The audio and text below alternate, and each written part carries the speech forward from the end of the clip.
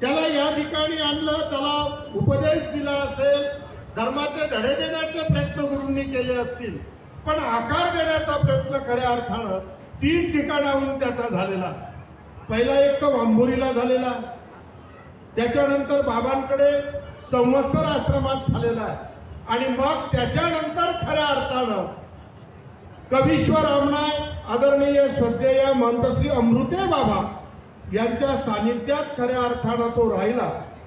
त्यांनी त्याला आकार देण्याचा प्रयत्न केला. म्हणजे खरं आहे, तिथे जरा मोबाईल नसतात, मोबाईल पासून दूर राहावं लागतं, आणि मग नक्कीच तो मोबाईल पासून सातत्यानं दूर राहील असंही आपल्याला या निमित्तानं वाटणार आहे की त्या ठिकाणी म्हणजे पूर्ण त्याला बरोबर घडविण्याचं काम, बरोबर काय अनावश्यक असेल ते सगळं काढून टाकलं आणि त्याला बरोबर योग्य केलंय. तर रेषेत आणलं. गरज आहे, पंथाची गरज आहे. बरं तरुण भिक्षुक तुम्ही माझ्या समोर बसलेल्या, अध्यक्ष या नात्यानं तुमच्याशी संवाद साधतो मी, ही गरज आहे.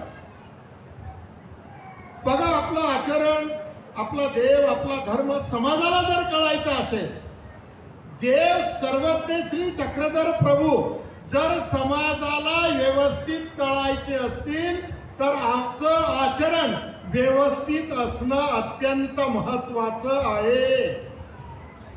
आज आपण चांगल्या पद्धतीनं महाराष्ट्रात जरा बोलबाला आपला सुरू आहे, लक्षात घ्या बाळासाहेब, चांगल्या पद्धतीने आपला बोलबाला सुरू आहे.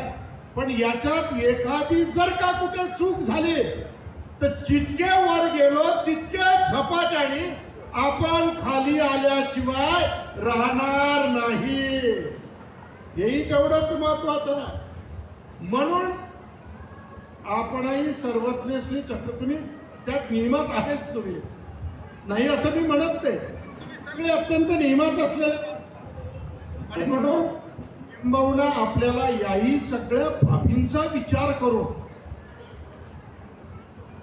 आपल्याला पुढे जायचं नाही.